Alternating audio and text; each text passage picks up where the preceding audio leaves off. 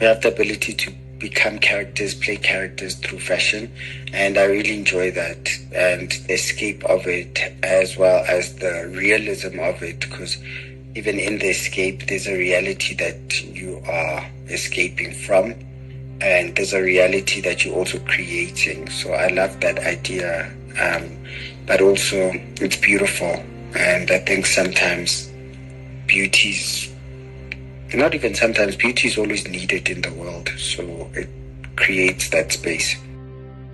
That was Trevor Stearman, the South African photographer, whom I recently spoke to about the role of African photography, and specifically African fashion photography, in documenting and shaping the African experience. Something that's become very important to me ever since I got into historical costuming during the 2020 lockdown, where, like everyone else, I decided to cope with the desperation and alienation by hyperfixating on an incredibly niche hobby, like a middle-aged man who just got really into birdwatching.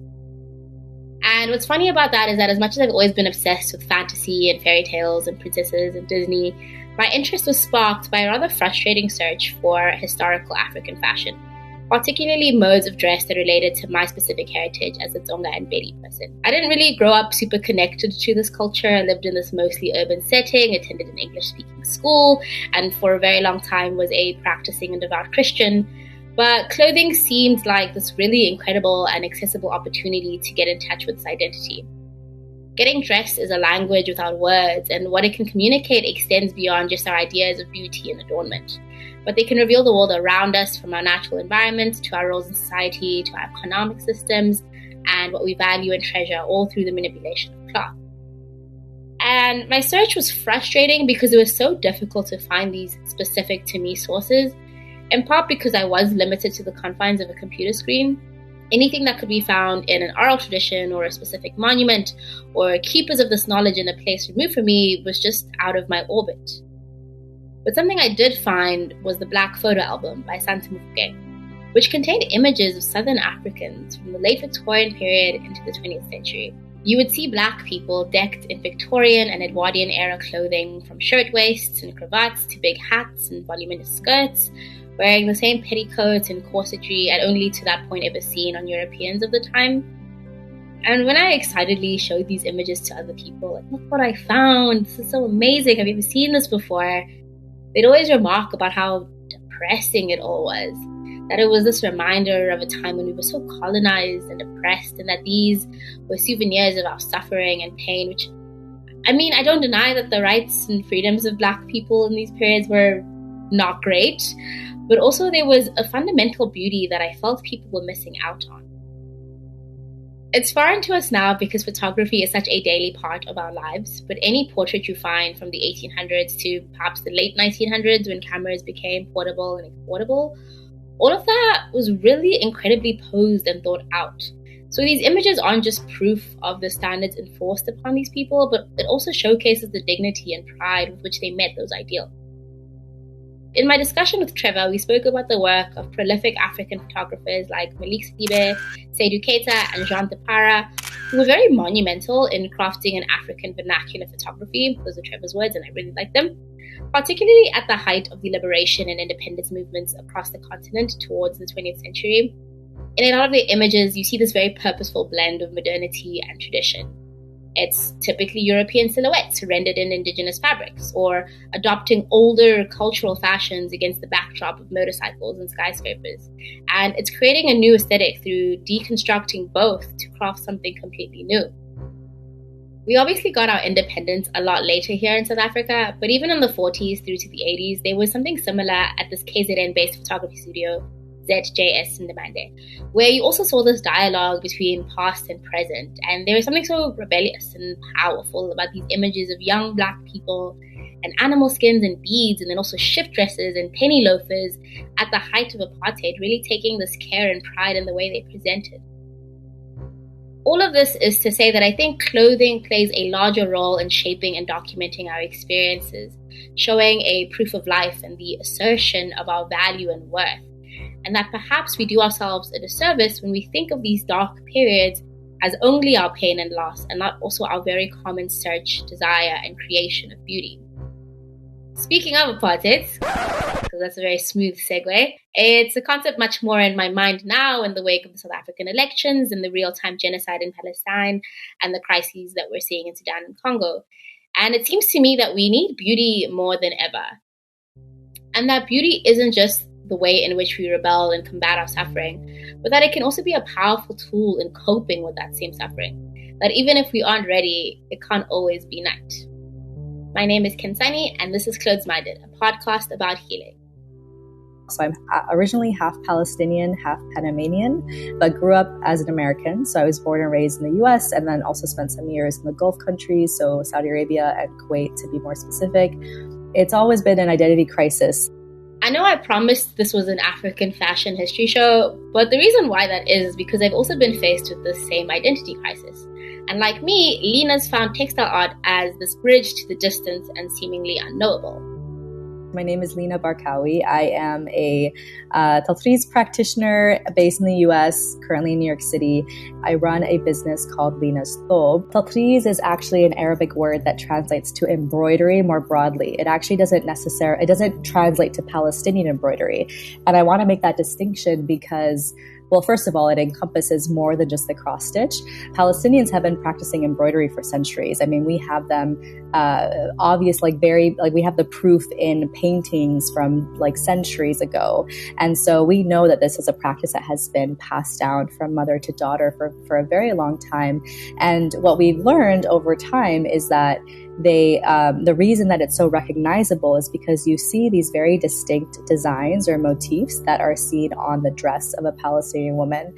And they have been traced to their very specific villages that they were from. So women in different villages, you have to remember that before, a century ago, 2 centuries ago, there wasn't that much travel happening between the different villages, even though Palestine is quite small in comparison to the rest of the world. Unless you're very involved in the niche community of cultural embroidery, I don't think tatreez is widely known, perhaps maybe more now in light of current events. So Lina ended up getting into it after taking a class a couple of years ago in Washington, D.C. with her mother. My mother, who's Panamanian, actually comes from a long line of seamstresses. And so she grew up very much in the know of textiles and different types of stitching techniques and things like that. And so when I was growing up, she taught me the cross stitch.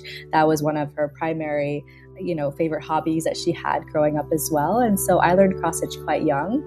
But at the time, it was very much Western types of cross stitch projects. So things like pictures of animals. I remember there was this one project that I did for my cousin for her first birthday. It was a little duck in had a little suit on, and he was walking around. And that was what I ended up framing and giving to my cousin, when I was in middle school. And so I grew up kind of around that, but I didn't really think too much about it. It was more a hobby, not necessarily something that was tied to identity at all. Until this class, of course, and she started to realize how much tatreez had always been around her. And like most of us during the lockdown period, she got incredibly into it. We had these 2 pillows that were on the couch, and they were both cross-stitched. Before they were sewn together into pillows. And so I picked one and I was like, I'm going to do this pillow. I'm going to use this as my inspiration, and I'm going to just create it. And I ended up spending the whole rest of my time at home that summer working on this pillow, which I then turned into, I just ended up framing it at the time. And that was just the beginning of my tatreez journey. This was maybe 6 years ago now, I would say, or 5 years ago. And over the next couple of years, I started advancing and learning more about tatreez. I also ended up doing a second master's where I focused on tatreez. So my entire thesis was about practicing tatreez in the diaspora, and more specifically in the United States. And so I used that master's as a way for me to get smart on tatreez, its history, its evolution over time.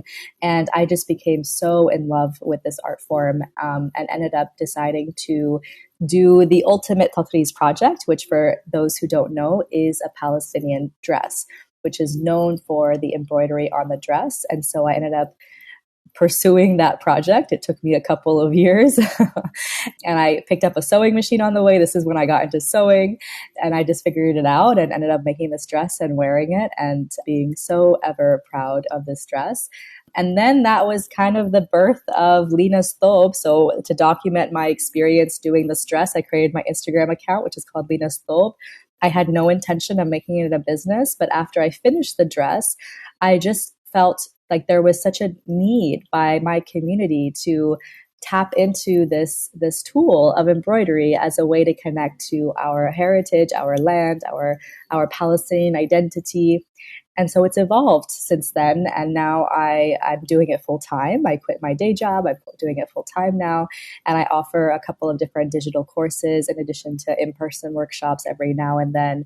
My whole mission is essentially to help Palestinians in the diaspora reclaim this ancestral tradition of embroidery. And that's kind of what I'm here to do. But before 1948, the practice of tatreez was very much meant to be for a woman by the woman. So the woman who is wearing the tatreez typically did it herself. And so it would very much express her own individual identity, not just being Palestinian. That wasn't something that women had to worry about, before 1948. There was no question about where they were from. They were just from this village. And so the tatreez reflected that. It would show different colors of what they preferred. It would show their marital status. So you have a lot of dresses that we've now seen, especially from different Bedouin communities, where they would change the color of the thread that they used in their embroidery to blue when they were widowed. And so you could quite literally tell if this woman was married or not based on the colors that she used on her dress. But then you also had, different variations of motifs. The different placements of the motifs on the dress would just, oftentimes it's mostly just a matter of personal preference and artistic style. And so you could really, it tells stories about who the woman is who's wearing the dress because she did it herself. And so women were very localized. They spent most of their time amongst their family and their communities. And so you could identify a woman from her dress because she would share those designs amongst the women in her community, and no one else would necessarily have access to them. I think what's interesting is that, or what's really remarkable, I guess, more so of this, is that all of these designs, while they are passed down, they also hold very significant meaning. And primarily, they hold basically the proof of being indigenous to that land. And so these women, what they would stitch, in addition to what they share amongst themselves, they would stitch what was around them. So they would, look around them. A lot of them were working the land. They were spending a lot of time with the different types of plants, the different animals.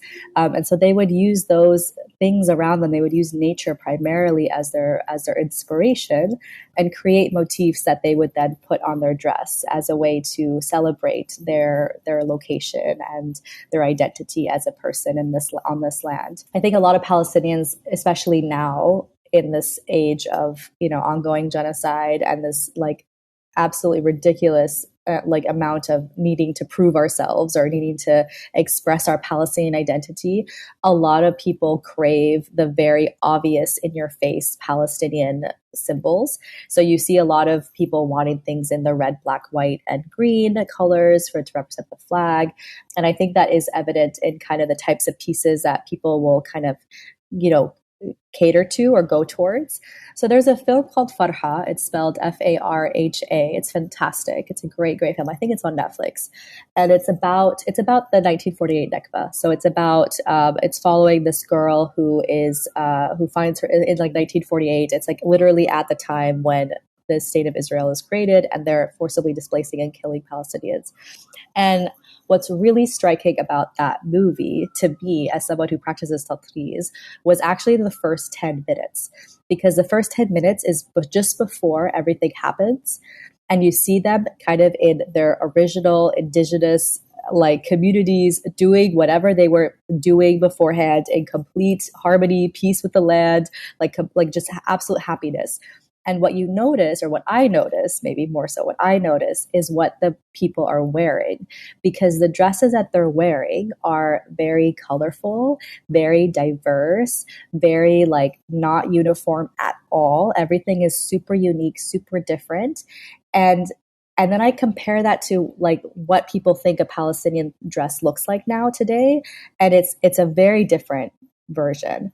And even in like the research that I did during my master's program, one of the things that was made very clear very quickly was the emergence of a very specific dress style. So there was this dress style, and when I say dress style, it's more so like where the embroidery was placed. Just dress style wasn't necessarily, we can't really tie it to any individual village, but it's become basically the dress style of the Palestinian dress, and it's called the 6-branch dress. And basically what it means is 6 branches is that you have these panels of tatreez that are vertical, and there's 2 in the front, 2 on the side panels, and then 2 on the back. This type of design is not necessarily tied to a specific village. People think it comes from a village in the Ramallah area, but generally speaking, it's not something that was like uniform in all of Palestine before 1948. But people associate this dress as being the Palestinian dress because that was what became popular over time after 1948. I think what's just like really sad to me is like before 1948, like this movie showed, women used to just create these really unique dresses because they were unique individuals. They didn't have to worry about like proving being Palestinian. And then after 1948, everyone kind of wants the same thing. And it's like, it's kind of boring. Like, yes, it proves Palestinian. Yes, it's in like the national colors. It's like either the red on the black or red on the white. And like, so you just don't see those use of the different colors. Like the Palestinians before 1948 they had their own styles. They were super unique and individual and innovative with how they use their embroidery on their dress. And nowadays, people don't know that necessarily. And they think that in order to, do tatreez justice or do Palestine justice, they have to stick to this very specific type of style or design. And that's not even the case. Like originally, women used to just express themselves through their embroidery. But I did want to talk about the Intifada dress because I know it was something that we were planning on talking about anyways. So in the 80s, there was like this other shift in terms of how tatreez was used. So like I mentioned, before 1948, it was for the woman by the woman. After 1948, it was for income as a form of payment. And then in the 80s, when the first Intifada started happening, Israel had banned the use of colors. They had put people on on a curfew. Schools were closed. Like there were all these things that were happening by the occupation. And so what Palestinian women did, because they banned the use of the flag and the use of the colors of the Palestinian flag, they decided to just stitch everything as Palestinian as possible on their dress. So they would only use the colors of the flag. They would put like different symbols of things like the Dome of the Rock, the letters of the PLO, different imagery of like, people throwing stones at the occupation, very obvious or like, not obvious, but like the stereotypical symbols of Palestine, like olives and, things like that. They would literally stitch that on their dress. And so they would go around walking in this dress that had the flags of the colors of the flag. And it was their way to defy their occupier, very obviously. And it's crazy because now that I've done a dress, like it takes a long time. That's a huge investment of your time and energy. And they did it because they're like, you're going to ban the flag, then I'm going to wear this on my back and you have to take this dress off my back in order to not have me use the colors of the flag. It wasn't that easy for the Israelis to do that, So that was like another evolution of the Palestinian dress and of tatreez that I think is also something that I think more people are starting to learn more about it, but it also is just, it's a remarkable testament also to just the nature of the Palestinian woman, their involvement in the fight for liberation. Not many people talk about the woman's voice in general. And I think tatreez is like just such an easy way to tell their stories and share their experiences with the world. Sometimes, in the face of oppression and struggle, we sort of have to prioritize the collective and sacrifice the individual. I can't wait until we as Africans actually wear our cloth really proudly and not just on Heritage Day, because there's so much significance. And I think South Africa can take cue from Congo and from West Africa or East Africa, where it is a norm. But then again, I also think South Africans, we are so diverse and our identity is evolving. So there's opportunity to also create new fabric that tell a different story. So what does that diverse fabric look like? Yeah, that's a very interesting thing to think about. Like I went to Kenya last year and And I was actually just very shocked to see, like, it was such a different way of life to see how many people, and I remember my friend, she lives in Kenya, when I was like, oh, everyone wears like their traditional dress, their folk dress, and she was like, we don't even call it that. It's just clothing. And I was like, already, Exactly. you know what I mean? I was like, actually, I've never even thought about that. Like, to me, I'm like, there's my clothing, and then there's my traditional clothing. When it's like, what does that mean?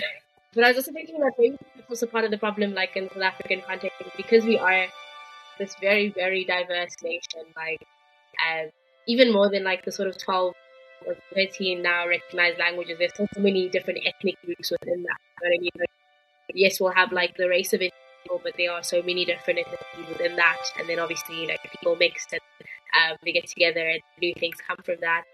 And I think perhaps when we were trying to build this rainbow nation, we got so obsessed with like unity that it was like the easiest thing was just to be like, okay, we're all just going to sort of accept the sort of Western mode, as opposed to sort of dealing with like the many different facets of our country and our culture, and like trying to represent that in still a very uniform, singular, like national identity. You know what I mean? Because like, what is a typical South African like outfit garment? So that's me and Iman, who runs Sari for Change, a fashion brand repurposing secondhand saris while teaching women how to sew and eventually start their own businesses. Recently, she started an advocacy project linking Palestine and Africa, much like this podcast. I'll speak about why we started Textiles for Justice and why there's this link to wanting to start an advocacy that preserves textiles or informs people about textile. I think if we start with the colonial and post-colonial struggles, like both African nations and Palestine have gone through colonization. Okay, in Palestine's context, they're still fighting for their self-determination. But there are a lot of parallels in our history, their history, resisting against foreign rule that creates a natural sense of, I would say, affinity and solidarity. And so this is where Textiles for Justice was born. Textiles has been a way to express identity and resistance. In Africa, if we look at the kente cloth, and in Palestine, we look at the tatreez, the embroidery. They aren't just beautiful art forms, but they're also powerful political statements. Similarly, the kanga, it's got these proverbs that speak to solidarity and speaks about the political climate in Kenya, or I guess Kenya and Tanzania. And so if we look to our history, there's also this interesting cultural exchange or trade exchange that was happening. And through my experience with Sari for Change, I've seen the similar motifs and patterns. Like, I can see it in a kanga, and I can see it in a sari, and I can see it in a Palestinian cloth. And for me, that's what's piqued the curiosity, is like, what is the similarity here? We are so connected and we have all these similar motives and symbols. And it's because we've got this heritage of struggle and self-determination and wanting to preserve our culture, essentially. Like, recently I was like looking at like Sudani embroidery, and I was also noticing like these parallels with the embroidery of like my ancestors that they do. And actually, it's quite similar to a lot of other African embroidery styles I've seen. And I thought that was so interesting that, like, these are two very far removed places. I'm not going to always be aware of like what exactly might have been the interaction, if there were any at all.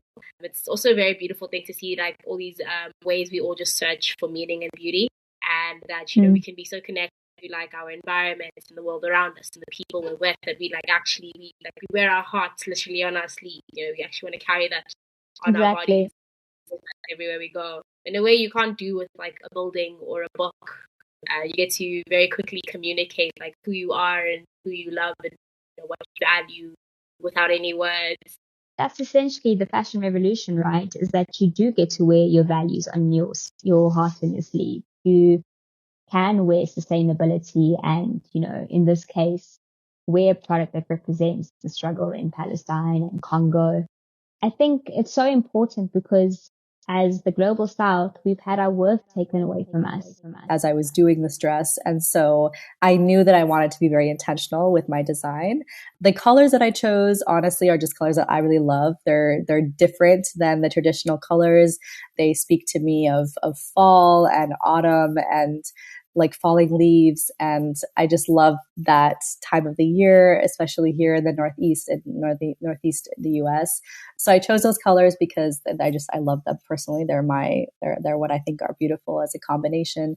And then in terms of designs and motifs, it's basically, so the reason I named my Instagram account Lina's Thobe is because it quite literally is like Lina's Thobe. It's a thobe about Lina. Basically, it's a very narcissistic dress when I think about it. And so all the motifs are something that matter to me. So I have a border that is called malaulau, which translates to curl. So because my hair is very curly, it's a big, a piece of my like identity. I have a motif signifying the meaning of my name. So I have a little palm tree in there. And then I was talking to my grandmother, my Panamanian grandmother, about the dress because she like that side of the family like loves this kind of stuff. So I was telling her about my ideas and all these things, and she's like, "Oh wow!" And I was telling her also about like what tatreez is and what it means and its connection to land. And she's like, "Oh, that's so interesting. Like, Lina, you should do something that, because it represents the land, like you should make your dress also represent the world." And like what she meant by that was, at the bottom of the dress is like a lot of like fauna and flowers and, like ground land type of motifs. And then as you move up the dress, you hit like the stars and the sky and birds and mountains. And I love that imagery so much, but it was a little bit too late into my design. So I tried to incorporate a little bit of that because I loved it.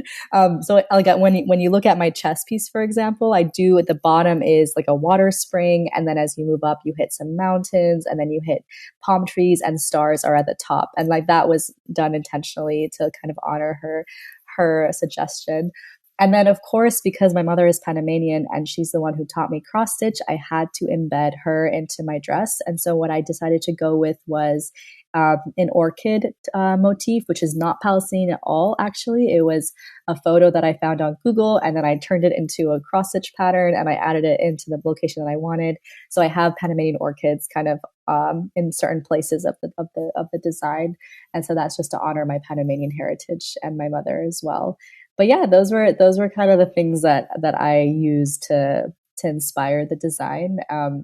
And it's interesting because when I first kind of released the final product, I got all these comments that were like, "Oh, this is so beautiful, but it is so different. Where did you find it? Like, how did you do this?" And I think it's because, again, like I leaned into that tradition of using your own individuality to express yourself. It's not just going to be another Palestinian thobe. It's going to be something that's unique to me because there's only one of me, right now in the world that I'm aware of. And that's beautiful. And I think that's something that's like the part that I don't think has been, it hasn't been understood by the Palestinian community in general. And that's like my entire mission is like helping people interact with that concept a little bit more and lean into themselves. But yeah, I think that was kind of what I did. And because of that experience, every time I work on tatreez, it's like a way for me to literally feel a connection to Palestine without being there, without needing to know the language, without needing to have like a life experience that was rooted and associated with the specific land of Palestine. It is my way of being Palestinian, essentially. And I think that's also something else that I hope to help, share with the rest of the world as well, as since we are a very like global diaspora. We're all over the place. And we have very, very different experiences as well. I think that's really great because I think that's also something I've just really enjoyed as well when I've done like my own embroidery projects. It's also like just similar to you, like I've done this fusion of so I've taken like what I know of traditional techniques and also like no one actually taught me was kind of a thing I had to sort of do on my own. But and also you said it's a great way to sort of connect culturally and across time and space, and you're not always limited by like language or location and things, but you get to go through the same sort of practice someone did like either across the world or 100 years exactly ago. In that moment you can feel that oneness. And when I do my projects, I always try to incorporate different like things. So there's like the things that I really like a lot, so like there's always a lot of pink because that's my favorite color. So my grandmother used to have this really lovely garden, and it was always super strange because like where she lived was kind of like a little bit like deserty or very dry, but she always had this huge patch of green, and she was really good with that stuff, which didn't get passed down to me, unfortunately. I can't grow anything. But yeah, I always think about me neither. Yeah, it's terrible. But yeah, there's always the flowers and the things I saw in my garden that I'll put there. Things like we have a clan animal, so that's like an elephant. I'll always try to incorporate some element of that. And I just think there's just something very beautiful about spending your time, and you're also, I'm imagining when you're like also working on this, you get to just like really think about these connections and all these people in your life, and also the people not directly in your life, but that you're also connected to. And I've always found a very like meditative, like almost prayer like aspect to it. It's so like grounding and rewarding and fulfilling. Yes. It's very nice to hear someone else sort of have that exact same feeling as well. Sure. It's always, so it's different kind of emotions. And I think, again, depending on what theme we're dealing with, sometimes there's a lot of laughter as people recall and share their experiences. And sometimes it's a lot of sadness as well when remembering and revisiting moments of loss. My name is Puleng Segalo, and I'm a professor of psychology working for the University of South Africa. I'm currently serving as a research chair, working on various research projects. In 2005, Puleng Segalo began a project which brought together women who grew up in apartheid to document their experiences of the time through embroidery. The final works are these colorful depictions of street scenes and urban landscapes and even acts of violence. And these brilliant colors, bright reds and oranges and greens, set against a contrasting black cotton backdrop. It's very much in a typically South African style, for lack of a better term. Because I think of the solidarity and the collective safe space, it allows for that vulnerability. So we will sit together. We often sit with flip charts, and then we write down the ideas and we write down the themes. So looking at a global issue, but bringing it home to the personal experience as well. So there's always that shift between the personal and the collective all the time. So we come together and then we share ideas, and then we note the ideas down. We also sometimes record the conversation to revisit it also as part of reflection after the work is done. In my own personal quest to connect to my roots, I was fortunate to come across the works done at Karos, which is a Limpopo-based collective of primarily Tsonga embroideries. Karos originally was a word that referred to the animal skin cloaks worn by the San and the Khoi, which would later evolve into wool or cloth blankets like those worn by Sotho people. And this collective began as a group of women sitting on a karos, or a blanket, doing needlework. The scenes and artwork depicted, which are now sold as cushion covers and wall hangings, often draw from Batsonga mythology and folklore. And you'll find a lot of culturally significant motifs like elephants, fish, anything you can find in the Limpopo River, the sun, moon, and stars, all in this very rhythmic and brightly colored compilation of chain and stem stitches. Now, Karos was founded in 1988 by a white woman, Irma van Rooyen, and while inspired by traditional Tsonga artwork, a lot of the early designs were her own style, it seems like. However, there are original designs done now by the makers presently working there, and if you check out my Instagram, you can also find some more made by Tsonga people designs as well. A lot of these art styles take inspiration from the way women would decorate the exterior walls of their homes, and embroidery collectives such as these have played a role in providing work and demand for these skills. Similarly, there's Tambani, which works with vendor embroiderers, also started by another white woman, funny enough, with the same ideals of skill conservation and women empowerment. And what's particularly great about that project is that you'll also find written versions of the vendor folk tales referenced in the artworks, which include, but are not limited to, tales of man-eating elephants and chameleons that can't be trusted. Further south in the Eastern Cape, there's the Khensani Art Project, which, to quote the website, produces major textile artworks to aid in the archiving of the rural Eastern Cape's collective memory and the preservation of oral history. In a way, you can think of embroidery as the natural evolution or the descendant of the cave painting, and offering a permanent and visual language to that oral storytelling tradition. So I definitely grew up around Palestinian communities, but it's so crazy because tatreez is not something that is necessarily like in the communities that I have been a part of, it hasn't been something that I've ever seen practiced. I've not, like, it's not something that, you know, my friend's mother will do with tea with her friends or something, and like we stumble upon them practicing tatreez, or like I've never had that experience ever. And I think it goes to the change in the use of tatreez over time. And so, you know, like I mentioned before 1948, the practice of embroidery for Palestinian women was done for themselves, right? And then when 1948 happened, and, you know, almost 1 million people are forcibly displaced, and they're forced into refugee camps, the women who had the knowledge of tatreez, then used it as a form of income, because it could no longer be a casual, leisurely hobby anymore for them. They had to make ends meet and provide for their families. And because they were separated from the land that they do know how to use for income typically, they then turned to tatreez as that form of income. And so the knowledge remained as like for this purpose of making money, which is it's a very different approach to something that is done for yourself, where you're thinking about your like expressing yourself artistically.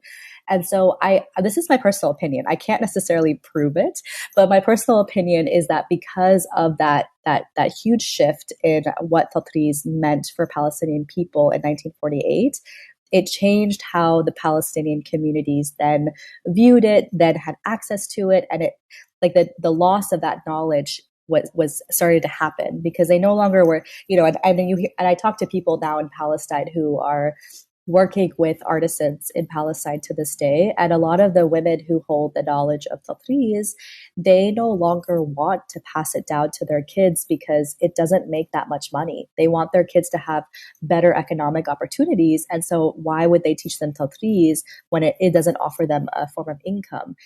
And so now you're seeing the shift, though, the pendulum swing the other way, because the people in the diaspora, like myself, we have time that we could spend on something that's leisurely and not, we already have jobs. We have access to education and opportunities in the West.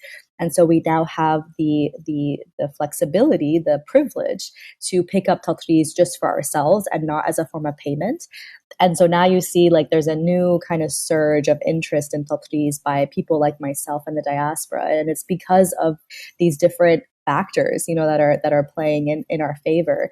I'm forgetting your original question now. I'm going on a tangent. No, I love that. I also forgot what my original question was. I also just found it very interesting because there's interesting parallels, because I've seen that a lot here, even in South Africa. There are lots of like groups of women who perhaps, I think maybe certain kinds of like cloth making or embroidery was either like purely just like for like your children and stuff or for yourself.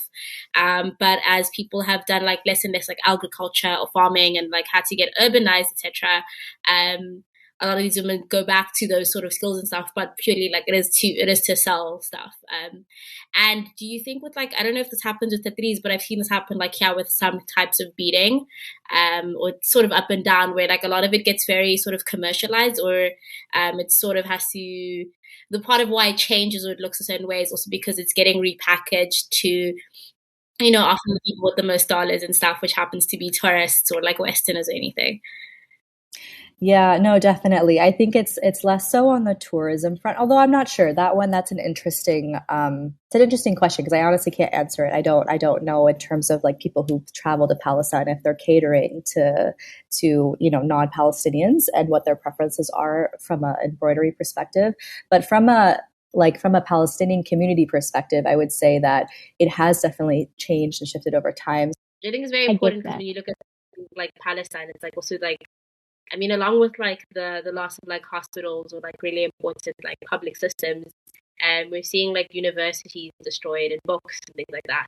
And I think that goes a long way to sort of like dehumanizing them as well. On top of like the really violent atrocities, it's like there's no record of who these people were or how they all are. And I think you also get like, you see that sort of parallel here in Africa as well, where we feel like, or it just seems like, you know, like it was only once like Westerners got here that we got clothes or something. Exactly. And I mean, when you burn books, right, your history is essentially rewritten for you. And so then you go on this journey of exploration to realize that's actually not the right history. That's not your history. And you actually come from this great line of kings and queens or whatever it is. And I say fabric or linking to your traditional fabric is more of like a journey to self-worth and self-love, because it gets taken away from you, from society, like telling you who you should be and what you should wear and what you should do. And for me personally, this connection to my textiles has been this journey of self-love, and why I will always advocate to preserve it, and why I'm so interested in finding more about the different textiles and the motives and symbolism. In a way, it is exactly that. It's preserving that. I don't want future generations to feel lost and not know where they come from. And at the rate that the West is going, I don't know. It's quite scary. Oh, why did I choose embroidery? Um, okay, I come from the psychology field, and in psychology, we talk. It's all about talking. It's all about trying to understand people's experiences through them expressing in words what it is that they're going through or what they've gone through. But I also felt that with issues like trauma, for example, sometimes words are not enough. Sometimes it's not it's not easy to be able to speak about experiences of trauma, about difficult things that people have gone through in their lives. So I then thought about other ways in which people can experience that which is difficult to express in words. Women who went through or who experienced apartheid could be able to express through this mode of expression that is embroidery. But also because visual methodologies allow for multiple interpretations of experiences. So for the one who's looking at the embroidery, they can also understand in the way that perhaps the next person may not understand it. So it also allows for that broader analysis, if you will, or interpretation of the visual work. That broaden the ways in which we think about psychology, because we often don't do visual narratives or methodologies such as embroidery in psychology. Yes, there's been a move towards now photo voice, for example, or theater work, but as a way that allows for something that or a skill that women would already have. Because as I was saying, that many young people who grew up during apartheid, particularly as part of the education system at that time, needlework was also at the core of that. And so the skill is there, because many of the women's stories of apartheid in South Africa and resistance and solidarity are often not told. And sometimes when you go back even to the Truth and Reconciliation Commission, many of the women's narratives were not told. And for a number of reasons, some of the things were very stigmatizing to women's womanhood and could have been perceived by others as embarrassing. So how do you speak about certain things in public platforms that are televised, such as that? Yes, there were special women's hearings after, the other hearing, but it's through observing and looking at those things and saying often women don't have the platform and the opportunity to be able to speak about what they're going through. And sometimes it's because it's difficult, or they struggle with the language to be able to express. And that's why it's easier to then just speak about my son that disappeared, or my husband, or my father.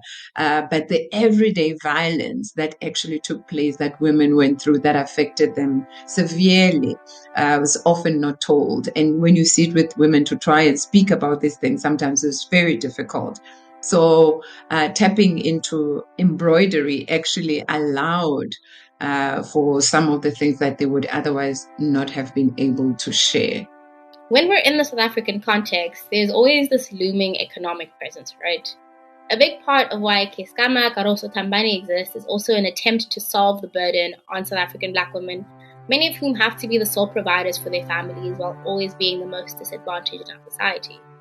In her article discussing the Apartheid Embroidery Project, Professor Segalo also makes mention that due to the nature of the Bantu education system in Apartheid, a lot of the women involved had an education limited to this kind of labor and skill, and not much else. And as a country, we did used to have this very thriving textile industry. A lot of that due to the fact that we had this huge cheap labor force. As Archer says, slavery, what's not to like? It's free labor. So I'm actually in the business with my mom, who's been in the clothing industry for 35 years. And through her journey of being in the clothing industry, she saw how incredibly exploitative it is to the planet and also to people. But when that industry went into decline at the end of apartheid following the opening of our borders, very relaxed import regulations, and increased dependence on foreign textiles and clothing, there was an entire skilled labor force now unemployed. Oh wait, before I forget, I always like to hear, because you said your mom was working in the textile industry for a long time. Yes. Was that here in South Africa? So originally it was in South Africa, and so we actually come from a family that worked in the South African clothing industry. So there was a factory called Rex Reform, which sadly closed down, and it was many years ago during apartheid, and a lot of my family members worked in that factory. And this is where Sorry for Change comes in. We would like to restart the manufacturing industry. That's our long-term vision, is revolutionizing the South African fashion industry, making it more sustainable, and also just getting more people on board. Like, we don't have a skilled labor force. We don't have enough pattern makers. We don't have enough, designers. This is not enough support for this industry to really thrive. Using embroidery to discuss the trauma and experiences of Black women during apartheid wasn't Professor Segalo's only project. During lockdown, South Africa's extreme rates of femicide and gender-based violence became more vocal. This is particularly potent when you consider what a gendered field textiles are. Historically, weaving, sewing, and embroidery have always belonged in the women's sphere, a domestic activity for the people who stay at home while the men go out to hunt and conquer industry. And since fashion and craft is built so much on the backs of female labor, we're taught to devalue it and see it as inferior. It's also about aesthetics as well, that it should look appealing. And the idea there was that, so even in the midst of pain, even in the midst of loss, even in the midst of hopelessness, in terms of some of the themes that we would be focusing on, that there should also be a sense of hope. It's done in such a beautiful way, which also for us is a way of saying, in the midst of all of this, there's still hope. More traditional art forms like sculpture and painting are seen as superior to these quote-unquote crafts. But I think that's so funny, because when you're making clothing or blankets or any other kind of homeware, one has to achieve both the task of making something that is visually appealing and also functional. Everyone requires clothing to live in this world, but we won't consider the humanity and the value of the people who make that possible. And beyond the more basic function of providing warmth or sun protection or modesty, or helping us feel attractive or signaling our status and role in society, there's also this restorative and healing function that Professor Segalo's work has demonstrated. I believe you participated when you were doing the COVID and GBV project. You also embroidered as well. And can you just sort of just tell us a bit, like, what was that experience for you, and what did you learn, and how did you find it? I think for a long time I've been a more of an observer, participating in a different way, like participant observation, if you will, over time, and with the work that we did around gender-based violence, that project, where I then became actively involved in the actual making also of the embroideries. It was quite surreal, but it was also a humbling moment, because it was an opportunity also to learn, to sit back and to open myself up to learning as well, because many of the techniques I did not know, and it was quite beautiful to then sit and be shown, right, and to be shown and to actually see your hand and someone's hand also directing you and leading you. So we do the work at home on our own, and then we come together twice a week, and then work collectively, check on each other's work, and then and just learning, like revisiting the skill, but also learning different techniques also of doing. It forces you to also to come into yourself, if you will, because again, it's that repetitive movement, right? It's a repetitive movement of doing something over and over and over and over again, and for you to be able to do it right, because again, you don't want to now have to undo something. It's very difficult. So you also, the focus that it requires forces you also to then be quiet, if that makes sense, in your mind as you do that work, and as that repetition and repetition and repetition. And it really, it is, like I said, it's like a moment of meditation, if you will. But also just thinking about what it is that you're doing. So the work that you're doing. So as I was busy threading and writing stop GBV. So I was actually needling the actual words, stop GBV, and then just reflecting on the challenges that are confronting us as a country when it comes to gender-based violence, when I think about the loss of life and women through femicide. And so over and over, this stop GBV, just going through my head as I go back and forth needling. So I think really it's a form of meditation in some way, and a moment also of reflection as you do the work. Actually never reflected so deeply about it before. But yeah, because I always think outward. So it forces me to go inward. When I was doing my work on my thesis, I interviewed, I think it was like 12 different Palestinians in the US about their own tatreez experiences. And so many of them actually use tatreez as a way to like make prayers for loved ones who have recently passed away. And also so you're also connecting to people in your family, even if it's like not, like I haven't done that exercise of thinking about, the Palestinian version of me from like 200 years ago. That would be a really interesting experience. But even if it's just someone who you recently lost, you're able to kind of spend that time thinking about them, talking to them, and that is only possible because of the repetitive motion of embroidery or of sewing, where you're just kind of, you know what you're doing, you don't have to think too hard about it, but it's keeping your hands busy, and it's a direct connection. I think that's such a powerful part of the practice. Yeah. I love those. I used to always have this like joke with my one friend. I don't know if you've ever watched like the Tobey Maguire Spider-Man movies. Yes. Yeah, and so his uncle dies and then he makes that Spider-Man costume like the next couple of days, and I was like, that is so relatable. Like whenever I'm going to do something, I also get into the big project. Like yes, that's so true. That's so true. Yeah. Yeah, like I don't know any people that beautiful suit, and I was like, when did you? Okay, cool. Yeah. Now I need to go watch that movie again. That's so funny. Like usually the next day he's just at the sewing machine, and I'm like, that is exactly how I would deal with grief. Yeah, like 100%. And then also developing another weird dangerous hobby as well.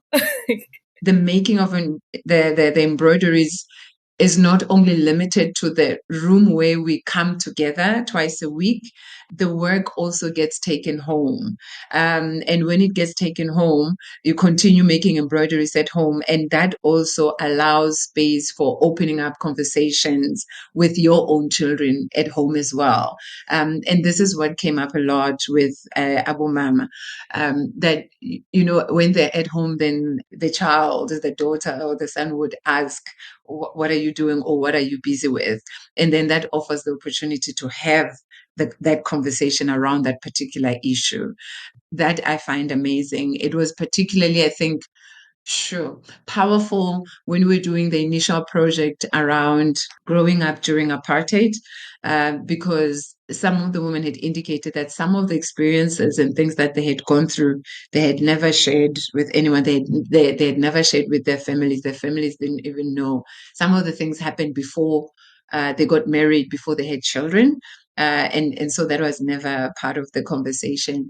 But doing those embroideries and reflecting on their lives back then, revisiting those memories, allowed for them to now also have conversations with their children about things that they otherwise would not just wake up and talk to them about.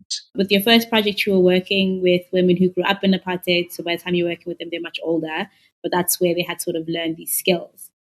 With the recent ones, have you worked with much younger groups of women or had any younger women involved in the project? Yes, the majority is still much older women, but there are a few who are younger. That's been very interesting also because of the view on life. I mean, some of the conversations we're having, particularly with the gender-based violence project, around, some of the challenges facing women, some of the challenges facing families, how women are treated in the streets, and how, again, it's young women who would be walking in the streets and then, catcalled and experience these challenges in the streets. So it also allowed for different perspectives and experiences based on lived realities as well. Because as you can imagine, a 58 or 65-year-old woman, the chances of her being walking in the street and then being, whistled at by boys or men are very small vis-a-vis a younger woman, and what that means, you're walking and someone just pulls your hand and what that means. So it also allows for a myriad of and varying experiences to come to the fore, so that we have this hopeful, holistic view in terms of the different ways in which gender-based violence manifests and shows itself in our lives. My name is Khensani, and this has been Clothes Minded, a podcast about how beauty is always needed in the world. I know it's easy to feel like we're in the end times, and it's not breaking news to anyone that things kind of suck right now. But I do hope we can look to these acts in inspiring people to remind us of the hope and light that's still available to us. If you'd like to support any Palestinian, Congolese, Sudanese, or South African causes, I'll be linking that below in the show notes. In particular, if you're in South Africa, Gift of the Givers is an amazing organization that does impactful work across the world, and they could always do with more funding. But I must also stress that you can also show solidarity through amplifying messages online and making these issues a topic of conversation wherever you can. It's not all going to be fixed by money, and there are small ways you can participate, including boycotting certain brands and amplifying Palestinian, Congolese, and Sudanese voices. Thank you to my amazing guests in this episode. They'll all be linked in the show notes as well. I highly, highly recommend you check every single one of them out. And particularly if you're interested in having any sort of open dialogue about the links between Palestine, Congo, Sudan, South Africa, through Textiles. Textiles for Justice is a open Instagram page and sort of knowledge sharing platform that you should 100% visit.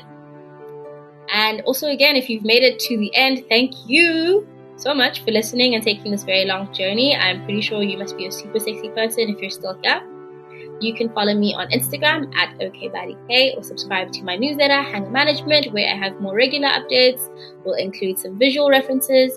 And if you're able to and willing, you can support the show monetarily by donating to my Buy Me a Coffee account or becoming a paid subscriber on the newsletter. I'm out. That's it.